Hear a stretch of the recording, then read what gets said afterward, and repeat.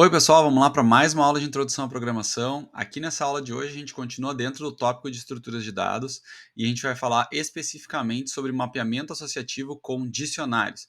É uma estrutura de dados um pouco diferente das outras que a gente já estudou até aqui e a gente vai ver aí que ela serve para fazer uma espécie de associação entre dados em duas dimensões diferentes. Então eu tenho lá dois conjuntos de dados supostamente separados, eu vou associar eles usando essa estrutura aí de dicionários, tá?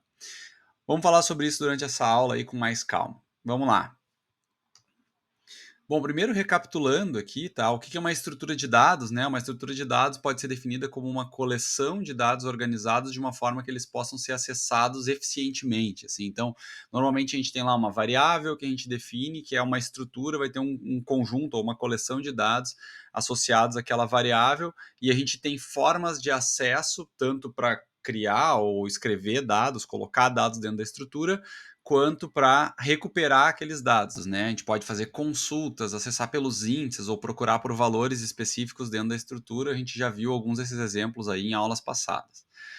Bom, quais foram os dois tipos principais de estruturas de dados que a gente estudou até agora? Tá? As listas e as strings. Tá? Então, listas, tanto listas quanto strings, são conjuntos ordenados de dados, tá? Coleções ordenadas de dados, o que significa que, né, tem um dado que está na primeira posição da lista ou da string, um dado que está na segunda posição, um dado que está na terceira posição e na última posição, e, né, não tem nada a ver com o conteúdo em si, tem a ver com a ordem que os dados foram inseridos, colocados ali no string ou na lista. Né? A gente já viu que essas coleções aqui, então, as listas, no caso, armazenam qualquer tipo de dado. Eu posso armazenar números inteiros, números em ponto flutuante, texto, posso armazenar o que eu quiser, enquanto que as strings armazenam apenas texto. Então, a string é vista como uma espécie de um vetor de caracteres, assim, né? Então, eu tenho um caractere na primeira posição, um caractere na segunda, um caractere na terceira, mas é sempre texto, né? Então, elas têm essa estrutura aí para armazenar apenas texto e processar apenas texto. A gente faz tanto em listas quanto em string acesso via índices. A gente viu que esses índices são numéricos, que eles são consecutivos, que eles começam sempre em zero. Então tem algumas características desses índices aí que são pré-definidas pela linguagem. A gente não consegue mudar isso, tá? Isso vem junto com a estrutura da forma como ela é definida pela linguagem. A gente não consegue definir esses índices da forma como a gente quer. As listas, elas são mutáveis e permitem inserção, remoção e alteração de elementos. Então, se eu tenho lá uma lista com 10 elementos, eu posso inserir um 11º, posso remover um elemento da lista e posso também alterar os elementos que estão lá dentro, né? Trocar, por exemplo, um número inteiro por outro, tá? Nas strings, né, isso aqui não é permitido. Então, string é imutável por questões de eficiência da linguagem que não cabe a gente discutir, mas elas são criadas e são mantidas da mesma forma, né, desde a sua criação até o final do programa. Eu posso sim gerar novas strings, né, então a partir de um string eu posso fazer operações para gerar novas strings e reatribuir as variáveis, mas aquela string original lá nunca é modificada. Tanto listas quanto strings suportam operações como fatiamento, que é aquela notação de colchetes lá com 2 pontos, que a gente vai lá, por exemplo, e pega um substring ou uma sublista a partir da primeira posição até a quinta, sexta, sétima, por exemplo. Tanto listas quanto strings vão suportar concatenação, então eu posso juntar, unir duas listas e unir duas strings, em ambos os casos são geradas sempre novas estruturas, né, tanto na concatenação quanto no fatiamento, e além disso eu posso iterar sobre essas estruturas, né, iterar através de por exemplo, né, gerar um range, percorrer os índices, ou eu posso iterar com for in, né, como ela é uma sequência de dados, no caso todas as estruturas de dados vão ser, eu consigo usar o comando for, para percorrer essa sequência de dados e pegar cada um dos elementos individualmente ali. Tá? Então, tudo isso aí é possível tanto com listas quanto com strings. Bom, para a gente começar essa aula, vamos considerar o seguinte exemplo aqui. Tá? Imaginem que vocês querem fazer um estudo sobre Índice de Desenvolvimento Humano, IDH, né? E aí a gente, né, coleta essas informações de DH e faz um programa para o usuário realizar duas operações básicas aqui. Uma delas é, dada a sigla de um estado, informar o IDH do estado. Então eu tenho aqui essas informações de IDH dentro do meu programa, eu peguei elas lá de algum lugar na internet. O que o usuário vai informar aqui, no caso, é a sigla de um estado. Então o usuário vai digitar lá RS, por exemplo, de Rio Grande do Sul, e ele quer saber qual é o IDH desse estado. Então eu tenho que pesquisar lá, encontrar o Rio Grande do Sul lá dentro da minha estrutura de dados e pegar lá o valor do IDH daquele estado específico, tá? A segunda operação é, dado um valor de IDH, eu quero mostrar quais são os estados que têm IDH acima desse valor. Então, o usuário vai digitar um número, por exemplo, 0,7, tá? E aí eu tenho que olhar dentro da estrutura de dados, onde tá armazenado lá os valores de IDH, e descobrir quais são os estados que têm IDH acima desse valor. Então, né, comparar lá o valor do IDH na estrutura com o valor do IDH digitado pelo usuário, para verificar quais são os estados aqui que estão acima do IDH pesquisado pelo usuário, por exemplo. Como é que eu posso fazer, então, para armazenar esses dados de IDH por estado aqui, né? Então tem duas possibilidades aqui que a gente sugere, tá? Uma delas é fazer uma lista onde a gente intercala a sigla de um estado e o respectivo IDH. Então eu posso pegar lá, por exemplo, a posição 0 da lista vai ser um estado, sei lá, o Acre, e a posição 1 da lista vai ser o IDH do Acre, né? A posição 2 da lista vai ser o sigla de outro estado e a posição 3 vai ser o IDH daquele estado. Então eu posso ir intercalando, né, o IDH com a sigla do estado, né? Um texto e um número, um texto e um número. Então, dados de tipos diferentes na mesma lista. A segunda opção seria fazer com duas listas, tá? E aí, nesse caso, eu relaciono aqui, crio um relacionamento usando índices, né? Então, o que acontece? Na primeira lista, eu tenho só siglas dos estados. Então, na posição 0 eu tenho um estado, na posição 1 tem outro, na posição 2 tem outro e assim por diante. E aí, na posição 0 da lista onde eu tenho o conteúdo dos IDHs, que vai ser um número, né? Eu tenho lá, na posição 0 daquela lista, o estado correspondente à posição 0 da outra lista. Na posição 1 da lista de IDHs, eu tenho o estado correspondente na posição das siglas, na lista das siglas dos estados e assim por diante. Então, com uma lista ou com duas listas, a gente vai ter desafios diferentes aí para resolver. Vamos ver como é que ficariam as soluções para esses problemas aqui, tá? Então, primeiro a solução 1, que é com uma lista só. Então, como é que ficaria essa lista aqui, por exemplo? Então, eu tenho lá a lista estados IDH, tem aqui o estado do Acre na primeira posição, na posição 0, né? E aí aqui na posição 1 eu tenho o IDH do Acre. Na posição 2, eu tenho o estado de Alagoas aqui, por exemplo, e o IDH de Alagoas. Até a última posição lá, que tá resumido, porque essa lista é grande, né?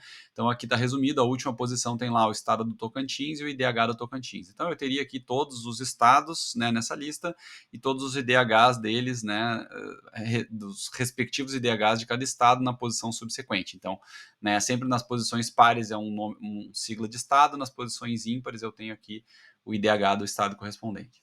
Como é que esse programa aqui funciona? Né? Eu pergunto para o usuário, o que tu quer fazer? Né? Tu quer procurar por estado ou por IDH? Né? Então, o usuário digita um E aqui para procurar por estado ou um I para pesquisar por IDH. Tá? Então, se o usuário digitou um E, significa que ele quer pesquisar pela sigla do estado. Eu pergunto para ele, né? Qual sigla que tu quer saber? Né? Então, o usuário vai digitar aqui uma sigla, por exemplo, AC, tá? De Acre. Se o usuário digitou aqui, por exemplo, uma sigla como AC, o que, que eu faço? Percorro a lista. Então aqui, ó, notem, né? Aqui eu tenho um for relativamente complicado, né? Porque a semântica dos dados aqui está misturada com a organização da estrutura. Então eu vou precisar fazer um last repetição que corresponde com os dados que estão lá dentro da minha estrutura. Então, como eu falei antes, né? Nas posições pares aqui, 0, 2, 4, 6, 8 e assim por diante, eu tenho as siglas de estado. Se eu quero percorrer a lista e pegar as siglas, eu tenho que percorrer a lista saltando de 2 em 2, o que é uma coisa que está meio que implícita no meu programa, assim, né? Isso não está escrito em lugar nenhum, né? Eu estou inferindo a partir da forma como eu organizei aqui a minha estrutura de dados. Então eu vou ter que pular de 2 em 2, por isso esse incremento de 2 em 2 aqui nesse last repetição. Ó. Então eu vou de 0 até o comprimento dessa lista, pulando de 2 em 2. Se por acaso a sigla que o usuário digitou, que é essa variável aqui, é igual a essa estrutura, estados IDH, na posição I, que vai ser esse I que vai ser gerado aqui, 0, 2, 4, 6, 8 e assim por diante, né? Se isso aqui for igual em algum momento, significa que eu encontrei um estado com aquela sigla, né? Se eu encontrei um estado com aquela sigla, eu dou lá um print e imprimo na tela o que? A posição e mais um, né? Ou seja, vamos supor que o usuário digitou Acre, tá? Então eu vou fazer um for in range aqui, ele vai pegar a posição 0 primeiro. Então, o estado IDH na posição 0 é AC, né? Então, o usuário digitou AC aqui.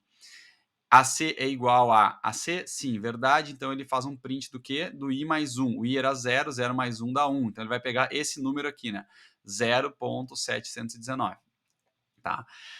Então, é uma forma de resolver o problema? É uma forma, para essa primeira parte aqui, né? Para a operação de procurar por estado, é uma forma relativamente confusa, porque tem essa questão aqui de que eu tenho que lidar com essa questão semântica ali da forma de percorrer a lista de estados. A mesma coisa vai acontecer quando eu tentar percorrer por IDH, porque o que acontece, né? Aqui eu estou dizendo porque eu quero procurar os IDHs maiores que um determinado valor lá, por exemplo, né? Então, o que eu faço? Peço para o usuário dizer qual o IDH que ele quer. Então, aqui o usuário está digitando um valor IDH que eu estou supondo que é um valor float válido, tá? Não estou fazendo nenhum tipo de tratamento. Eu vou fazer um for in range muito parecido, só que aqui, no caso, eu estou indo de 1 até o comprimento da lista, tá? E pulando de 2 em 2 também. Então, eu vou pegar 1, 3, 5, 7, assim por diante. Só os índices ímpares aqui. E aí eu vou comparar essa posição ímpar aqui com o IDH que o usuário digitou, tá? Então, sempre que o usuário digitou um IDH que é menor do que o valor que está lá armazenado na lista, eu mostro esse valor na tela, tá? E aqui no caso, não estou mostrando o valor, né? Eu mostro o I-1. Por quê? Porque eu estou pegando o nome do estado correspondente àquele IDH. Então, se antes eu pegava o IDH correspondente ao estado pegando a próxima posição, aqui eu pego a posição anterior para pegar o valor do IDH desculpa, o valor da sigla do estado correspondente àquele IDH, tá? Então, é uma forma de fazer. A gente pode pensar se isso aqui é ou não é uma boa solução, né? Cada um vai ter aí a sua opinião. Eu acho que é uma solução relativamente confusa, tá? Então, vamos adiante. Solução número 2, então. Como é que seria essa segunda solução com duas listas? Então, ao invés de declarar só uma lista, como a gente estava fazendo antes, aqui a gente vai usar duas estruturas. Uma lista de estados e uma lista de DHs, tá?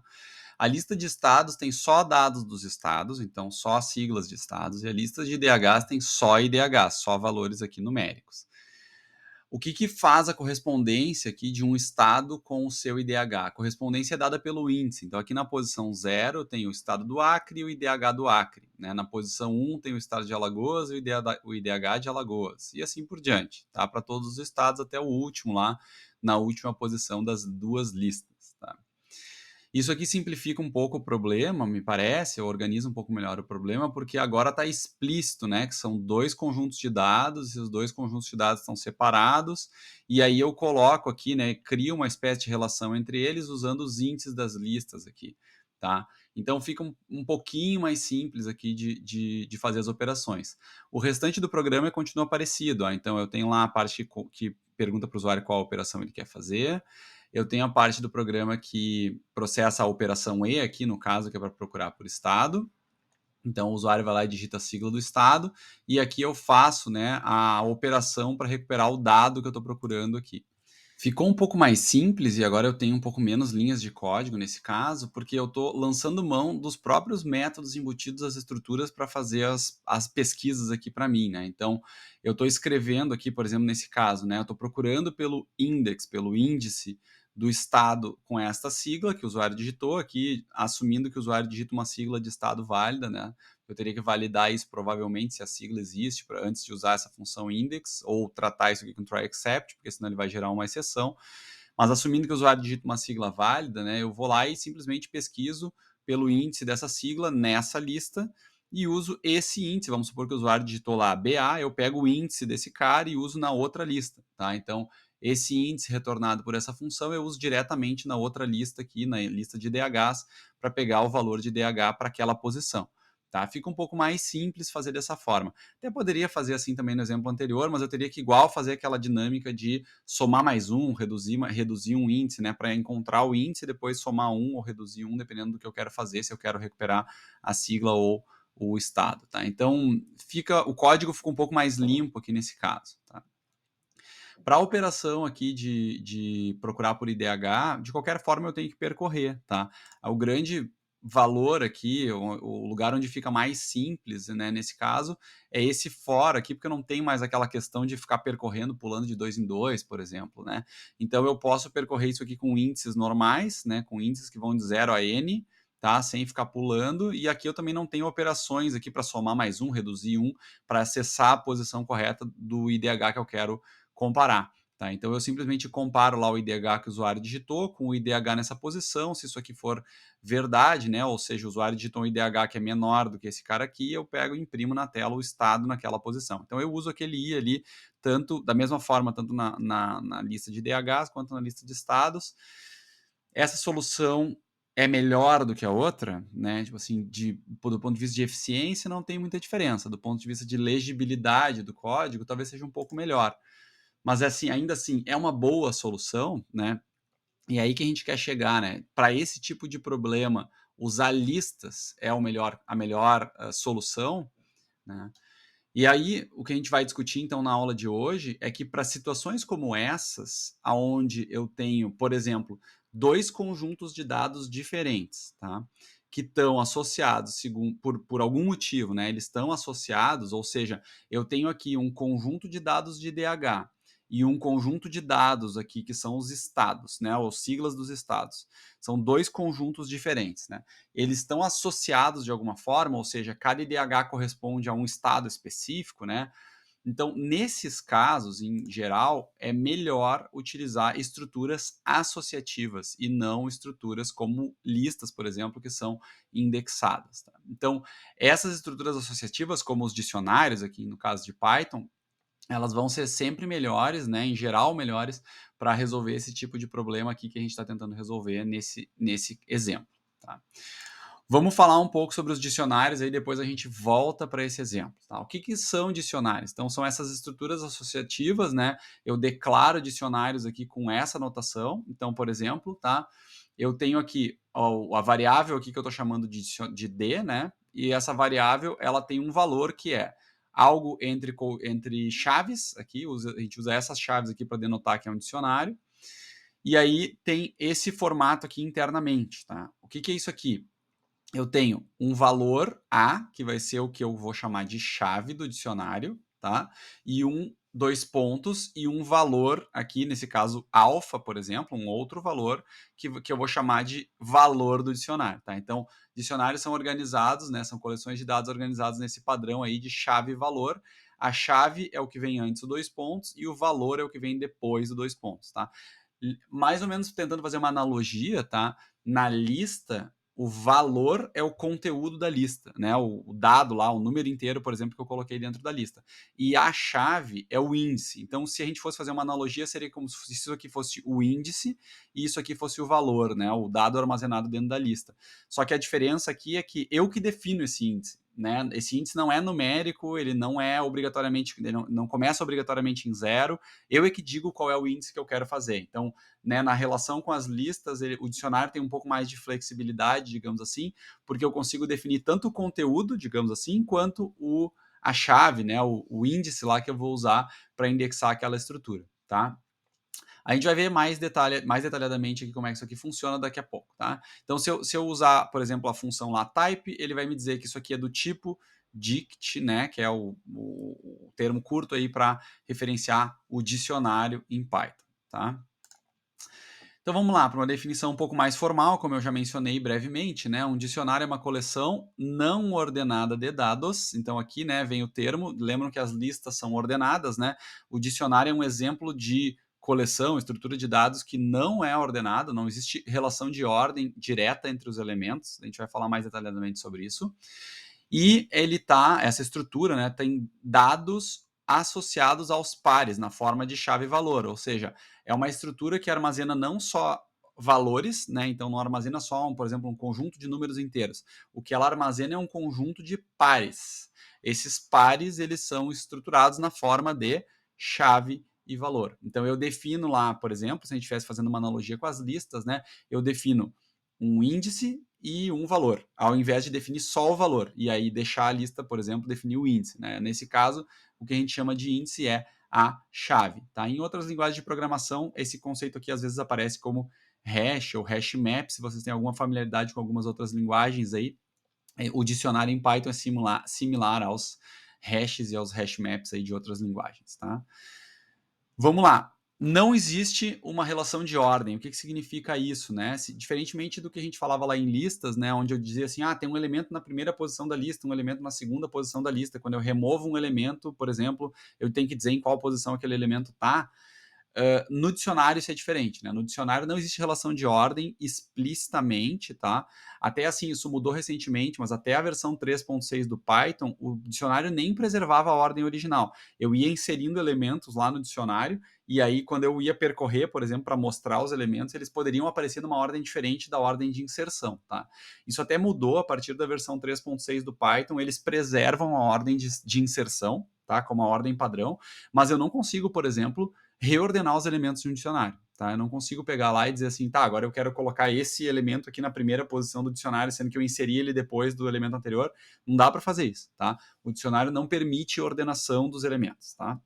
Depois a gente vai discutir que é possível ordenar os valores dos elementos no dicionário, transformando para outras estruturas, tá? Mas no dicionário em si não tem uma relação de ordem explícita entre os elementos, tá?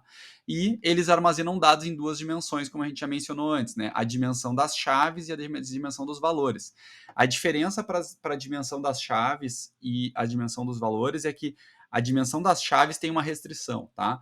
A dimensão das chaves ela precisa ser única, ou seja, eu só posso ter uma chave de cada tipo no dicionário. Então, sei lá, eu defino lá uma chave A com um valor X, eu não posso definir uma segunda chave A com outro valor Y, por exemplo, para o mesmo dicionário. Tá? Ele só vai manter uma chave de cada, ele só mantém uma cópia lá de cada chave e um valor associado a cada chave. Tá? Não dá para associar múltiplos valores da mesma chave, coisa assim. Tem outras formas de fazer esse tipo de coisa se for necessário. E outro detalhe aqui é que as chaves são de tipos de dados imutáveis, ou seja, a gente já discutiu um pouco de mutabilidade lá quando a gente falou sobre strings e listas, né? Então, por exemplo, strings são chaves de dicionários, podem ser chaves de dicionário, não tem problema nenhum. Inteiros podem ser chaves de dicionário, floats podem ser chave de dicionário, mas, por exemplo, listas não podem ser chave de dicionário, tá? Então, se a gente tiver lá por algum motivo uma aplicação onde a gente quer criar uma lista e colocar essa lista como chave de dicionário, não pode, tá? Listas são mutáveis e chaves de dicionários têm que ser imutáveis, tá? Valor pode ser qualquer coisa, tá? Então, o valor pode ser um número inteiro, o valor pode ser uma string, pode ser uma lista, pode ser um outro dicionário, pode. A gente vai ver exemplos aí de alinhamentos de estruturas onde a gente pode fazer dicionários de dicionários, dicionários de listas e assim por diante, tá? Não tem problema nenhum, o valor pode ser qualquer coisa, tá? Bom, vamos ver alguns exemplos aqui. Em que situações eu poderia querer usar dicionários para implementar programas, né? Então, o caso mais óbvio, aí, o primeiro, por exemplo, seria se eu tivesse um programa onde eu tenho lá alguma coisa que é um dicionário, por exemplo, ou um glossário, sabe? Alguma coisa que relaciona, por exemplo, uma palavra com o seu significado, né? Uma palavra com uma definição, uma descrição do que aquela palavra significa, como por exemplo um dicionário, né? A gente tem lá um dicionário de palavras, né, com os valores associados. A palavra poderia ser a chave, que é um string, né? E o significado poderia ser também poderia ser um valor, né? Que seria um outro string também, né? Mas seria o valor do dicionário. Esses valores aqui, por exemplo, eles poderiam ser repetidos, né? Então eu poderia ter o mesmo significado, por exemplo, para duas palavras diferentes, né? Mas as chaves são únicas, então cada palavra teria que aparecer só uma vez no dicionário, tá? Mais ou menos como é um dicionário, né? Normal. Eu poderia, por exemplo, armazenar os times de um campeonato de futebol e a lista de títulos conquistados. Então, o que seria isso aqui num dicionário, né? Cada time tem lá uma respectiva lista de títulos associada a ele, né? Então, eu pego lá e coloco o nome do time, que é um texto, por exemplo, e o que é o conteúdo, né, desse dicionário, uma lista de strings, por exemplo, que poderia ser os nomes das competições que aquele time já ganhou, alguma coisa assim. Números de matrícula e notas de alunos. Então, como inteiros podem ser chaves de dicionário, posso pegar o número de matrícula inteiro lá de um aluno e colocar como chave de dicionário. Então, eu vou ter uma listinha de alunos, digamos assim, uma lista, entre aspas, de alunos, que está indexada não pelo número do aluno na turma, alguma coisa assim, mas pelo número de matrícula daquele aluno na universidade. Então, eu posso ter lá o aluno 150 mil, o aluno 150.002 e assim por diante. Não precisa ser consecutivo, não precisa começar em zero, né? Então, é bem melhor nesse caso para representar do que uma lista, né? Eu associo o número de matrícula do aluno à nota dele que é um float aqui nesse caso, tá? Outro exemplo, né, CEPs. Então, o CEP pode ser considerado, por exemplo, um número inteiro, se a gente escrever ele só com os números, né? Se a gente colocar com a anotação, com os separadores lá, pode ser considerado um texto também, não tem problema. E isso aqui pode ser uma chave única. Então, para cada CEP, eu tenho um endereço correspondente, né? O endereço correspondente do CEP pode ser, por exemplo, um texto lá com o endereço inteiro, né? Todo o conteúdo do endereço, ou eu posso até separar o endereço num dicionário de dados, né? Então, eu poderia colocar lá o logradouro, o nome da rua e, sei lá, outra coisa separado, né? Uma coisa da outra dentro de um outro dicionário. Tá? Eu teria chaves para cada parte do endereço ali, né? Uma chave para o logradouro, uma chave para o nome da rua e assim por diante, tá? Poderia fazer, por exemplo, né, os valores de entrada de um experimento e os resultados obtidos. Então, o resultado é sucesso ou falha, seria um booleano, por exemplo, tá? E esse valor, obviamente, né, se eu tiver 200 experimentos, vai ter que se repetir, porque eu só tenho dois valores possíveis, verdadeiro ou falso, tá? Então, esses valores aqui vão ser sempre verdadeiro ou falso, repetitivos, e esses valores aqui seriam lá o valor de entrada, o dado de entrada que eu passei para aquele experimento, uma variável, alguma coisa assim, do tipo float, por exemplo. Então, eu tenho sempre dados de entrada que eu estou variando, né, um número real lá que eu estou variando, e o resultado daquele experimento correspondente, né, se o experimento funcionou, se falhou, por exemplo. Tá? Então, tem vários exemplos aí que podem aparecer aí em programas futuros para a gente pensar em como estruturar os nossos dicionários para resolvê-los. Detalhe, é possível misturar dados de tipos diferentes nas chaves e nos valores, tá? Nos valores, bom, tudo bem, pode ser o caso, né, de eu ter alguns valores numéricos, por exemplo, inteiros, outros valores numéricos em ponto flutuante, talvez isso aconteça, tá?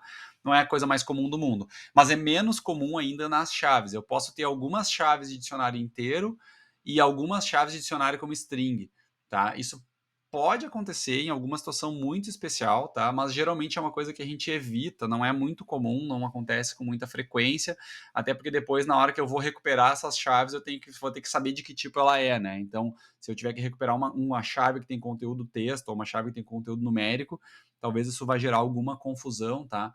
Mas possível é, tá? Então vamos lá, alguns exemplos. Então, como é que eu crio um dicionário? Primeira coisa, bem parecido com uma lista, né? Para criar um dicionário vazio, por exemplo, eu posso criar o dicionário dessa forma aqui, D, que é a variável, igual a abre e fecha chaves. Da mesma forma como eu fazia com os colchetes lá para criar listas, isso aqui vai criar um dicionário vazio que não tem nenhuma chave e nenhum valor lá dentro. Como é que eu posso criar um dicionário com conteúdo? Por exemplo, aqui, né? A gente já viu um exemplo bem básico lá no começo, alguns slides antes, mas aqui tem um exemplo de um glossário, então poderia ter, né?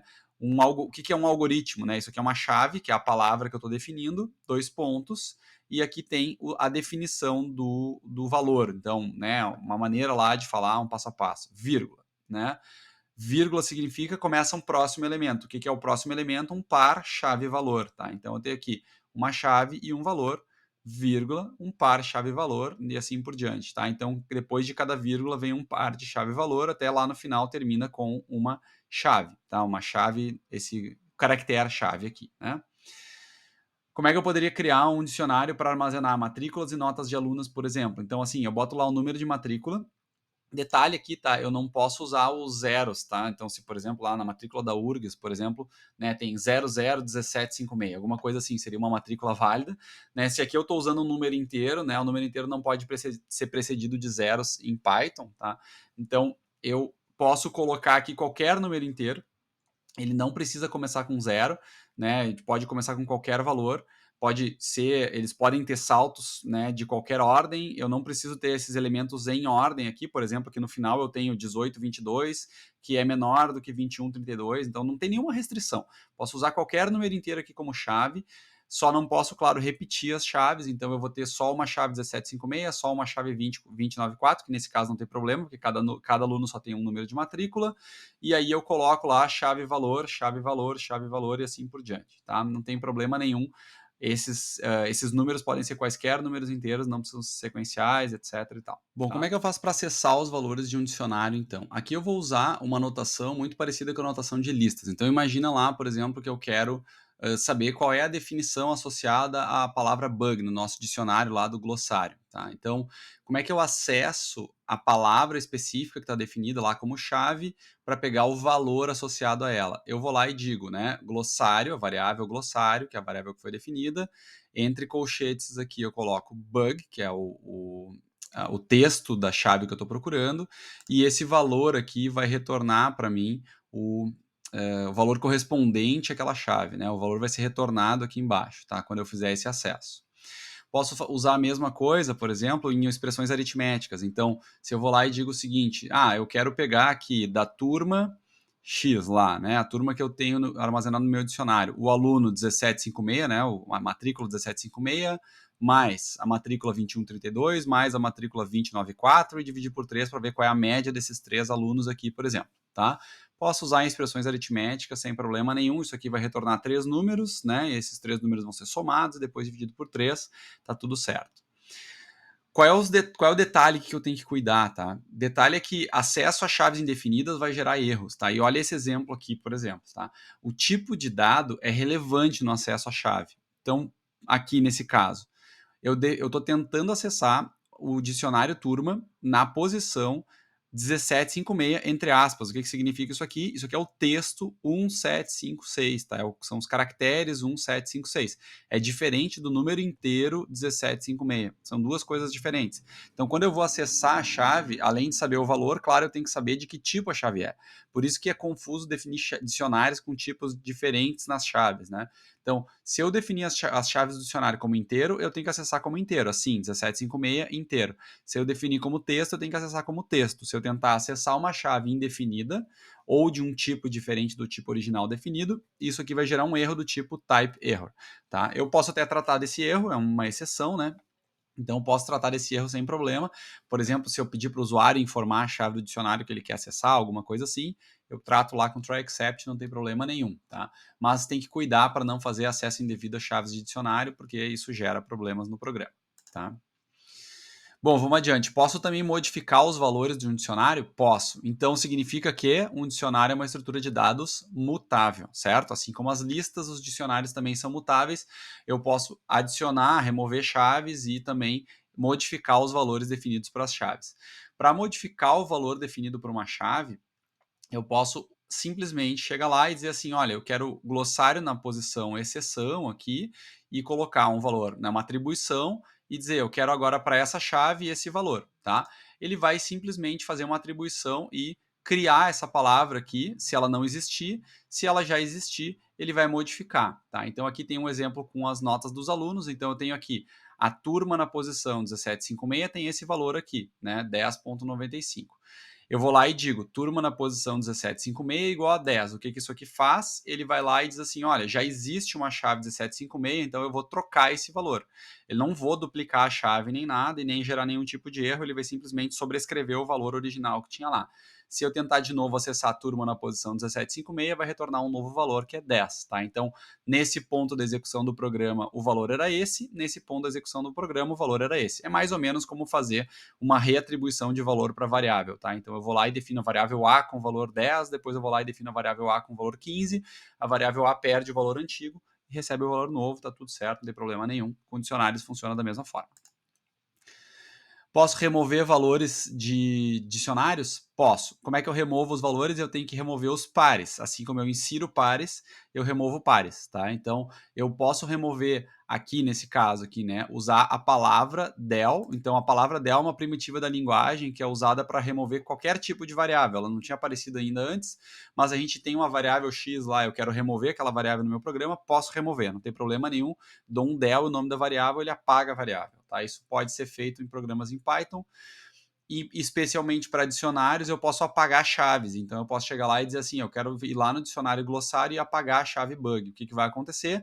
Aquele dicionário tinha uma chave bug e agora não tem mais. Não tem nem a chave, nem o valor, tá? O valor não fica lá solto, perdido dentro do dicionário, tá? Se eu removo a chave, o valor também é removido, tá? Não tem como remover só um ou só o outro, tá? Então, detalhe, se eu tentar remover uma chave cujo valor não existe, então eu vou lá e digo, eu quero remover a palavra ABC. ABC não existe no glossário, ele vai dar um erro do mesmo tipo, né? Aquele key error que a gente viu antes, tá? E, como eu falei, não é possível remover só a chave ou só o valor. Da mesma forma, eu não consigo chegar lá e dizer assim, eu quero remover só o valor associado à chave, não tem como.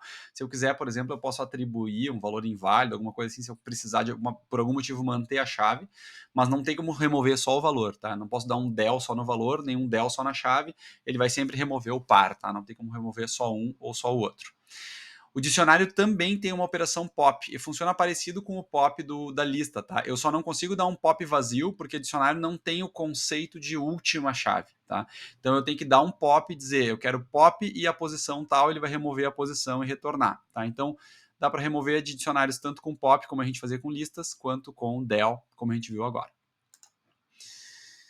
Última coisa, como é que a gente faz para iterar sobre dicionários, tá? Então, normalmente, tá, a gente vai usar for para iterar sobre dicionários. Por que a gente não usa while para iterar sobre dicionários?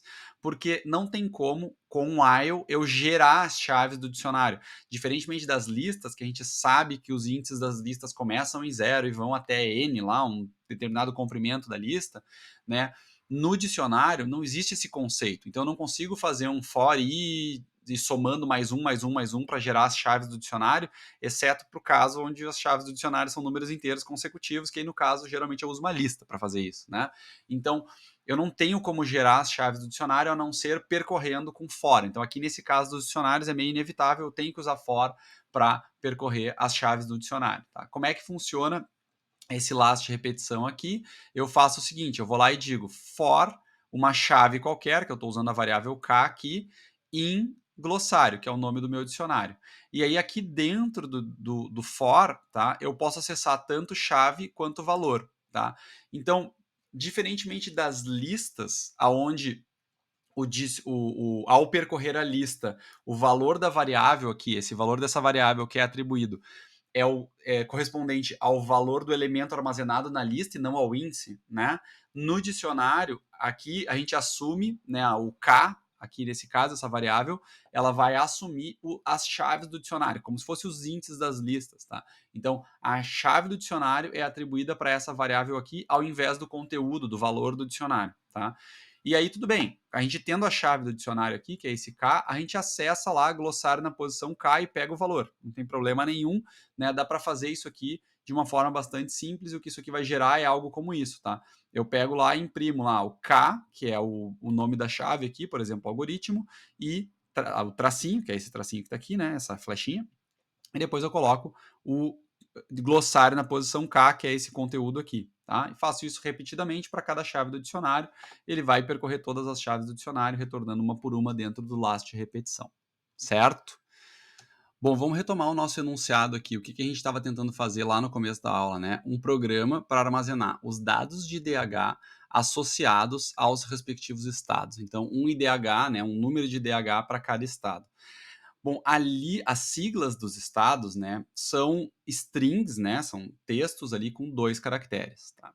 E eles têm uma outra particularidade que é interessante, né, que eles são únicos, ou seja, cada estado tem a sua sigla única para representar, né, o seu nome ali resumido em 2 letras. Então a gente sabe que essas siglas não se repetem, o que forma claramente uma chave de dicionário muito boa, né?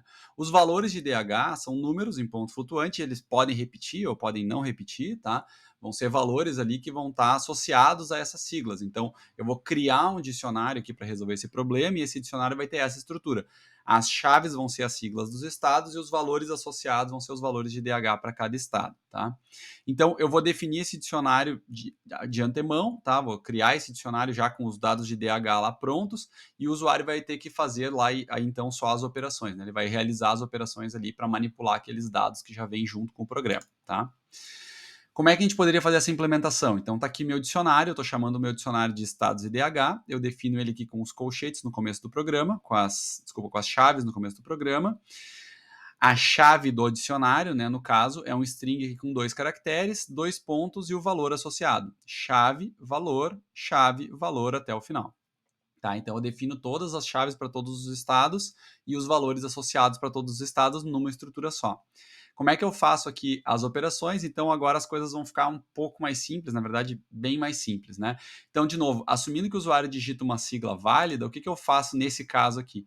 Eu simplesmente acesso o status IDH na posição sigla. O que isso aqui vai ser? Então, se o usuário digitou AL, por exemplo, tá? Assumindo que o usuário digita um estado válido, eu vou lá na posição AL, da chave do dicionário AL, isso vai retornar o quê? O valor associado. Então, eu vou lá dar um print nisso, acabou o problema. Né? Tipo, é assim que eu acesso dados de dicionário. Se eu tenho a chave, né, o usuário informa a chave, eu digo o valor daquela chave. Claro que aqui eu teria que fazer um tratamentozinho, porque se o usuário errar, digitar uma sigla inválida, alguma coisa assim, isso aqui vai gerar uma exceção no meu programa, eu posso fazer isso com try except tranquilamente, tratar daquele erro que dá de acesso inválido às chaves de dicionário, não tem problema nenhum, tá? Para a opção I, nesse caso, na opção I, aqui eu não tenho muita opção, né? Eu preciso percorrer o dicionário, porque eu vou mostrar possivelmente várias chaves, dependendo do valor de DH que o usuário vai digitar. Como é que eu percorro dicionários? Com for, né? Então eu vou lá e faço para cada K, que é uma chave do dicionário, desse dicionário de estados aqui. O que esse K vai receber? Vai receber os valores alternados aqui, né? As chaves. Então, AC, AL, etc, etc, etc, até o Tocantins. Todos os estados ele vai iterar aqui dentro, né, uma quantidade de vezes para cada estado.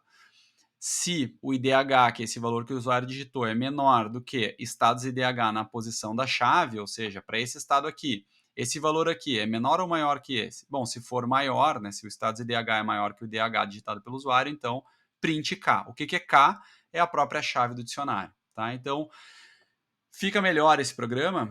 Na minha opinião, fica bem mais estruturado, né? Fica mais fácil de implementar, porque a gente escolheu a estrutura de dados adequada para modelar os dados do problema que está sendo proposto. Tá? Então, como a gente tinha um problema de associação de dados, associar dados de DH a dados de estado, né? O nome do estado, usando a estrutura adequada, a gente consegue fazer um programa muito simples que resolve o problema sem ter que passar por toda aquela dor de cabeça lá de manipular os índices das listas, por exemplo, tá? Bom, pessoal, essa aí foi uma aula introdutória, então é esse conceito novo aí de estruturas de dados associativas, especificamente usando dicionários em Python. A gente vai continuar discutindo isso nas próximas aulas aí, vendo um pouco mais de detalhes e outros usos desse tipo de estrutura em programas, certo? Por hoje era só. Até a próxima aula.